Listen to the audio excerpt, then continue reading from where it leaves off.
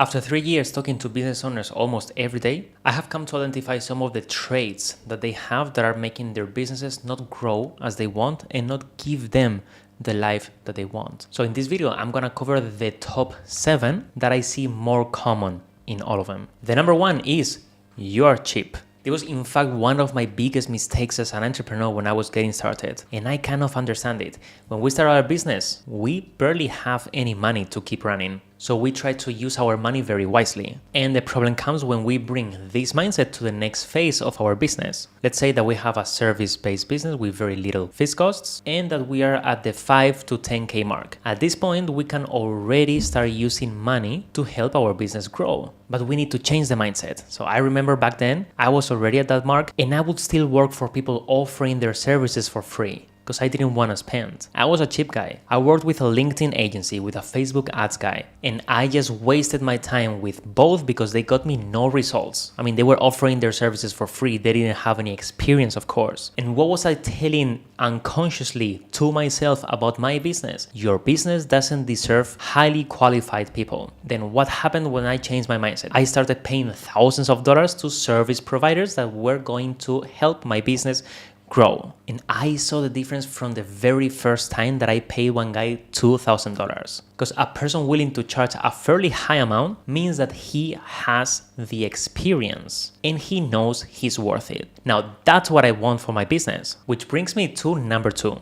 You have the wrong people around you. And here I'm not talking about your team members, here I'm talking about the people in your personal life. If you have done the dream life exercise, you may have realized that your dream life is not cheap.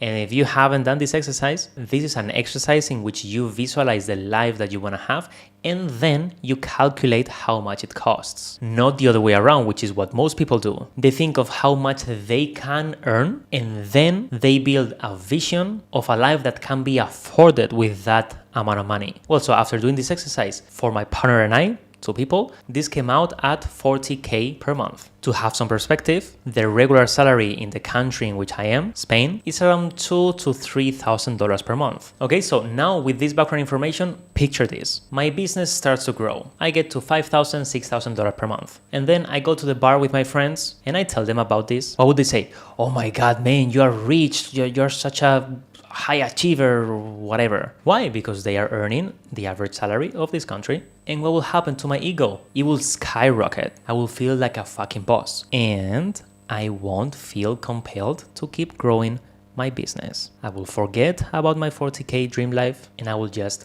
accept that I'm already a fucking boss. But now what will happen if I go to the bar and the people near me, they're not earning an average salary. They're earning 100K per month. I will get the idea that my business is just starting and that it is possible to grow it to the point that I can afford my dream life. Now, the third trait that I almost always see. You think that the longer you work, the more you earn. Because there is this mindset in society, I don't know why, that you should work to get results. You should sacrifice. And typically, that way of working hard means working longer hours. And what happens when you work longer hours? You have risk of burnout. And you can spend time in other areas of your life, such as health, your family, that are so vital for your well-being. Then all of that starts to affect you psychologically, and that affects your business. So actually, working long hours is working against you in the long run. It is completely fine doing it for a while, but we should pay attention that that should just be a sprint and that it is not a sustainable way of living. So instead of focusing on working longer hours, focus on creating the systems and the team that can allow you to work, let's say,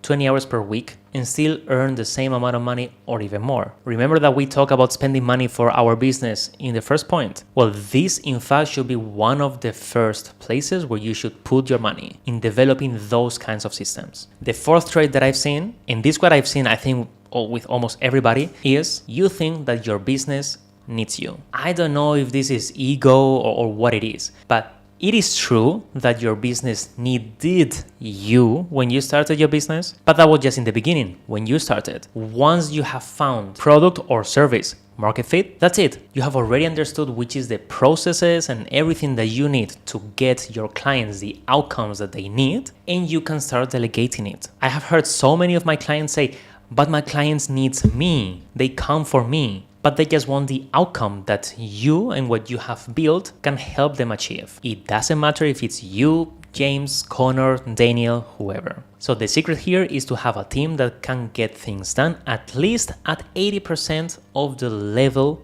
that you had them. And having documentation where everything that you do in your company is perfectly explained step by step greatly helps with that. But we gotta stop thinking that we are essential to our business, because that is what really is keeping us stagnating. On to the fifth trait. You are a real reinventor. What do I mean by this? If you're a service-based business, you know this feeling when you're having the first call with a potential client and you feel it inside that this is not the right fit, you don't like the client, the project is quite different from what you are used to, but you can't turn down the money, can you? What do? Well, you make an offer a bit higher, so in the case that he accepts it, is worth your time, but you still make an offer. Then the client accepts it. And you're like, fuck, I should have priced this higher. But now you're stuck with this project. And why is this bad? Well, because it is something that you haven't done before, or at least is quite different from what you have done. And the work that you're gonna do is completely unstructured. You're researching, you're setting things up manually, you're basically just finding your way out. And if this is what happens most of the time, that we become yes men, then your work becomes super inefficient, because you can't have templates, can't have automation, need to train your team members over and over, because every time you are doing things differently. And in this example, let's say that one team member can handle 2 of these very ad hoc clients a month. Oh, but now what will happen if we offered a single thing, a single service, and we do it the same way every time? One, we will make sure that we always can give our clients the outcome that they want, because we have this process completely proven. And second, we can use templates, we can do automation, we don't need to train our team so much. So this may mean that instead of a team member being able to handle 2 clients every month, maybe he can handle 4. So we have just doubled the capacity without any extra hire. And the only thing that you have to do is to have a clear process and stick to it. Treat number 6.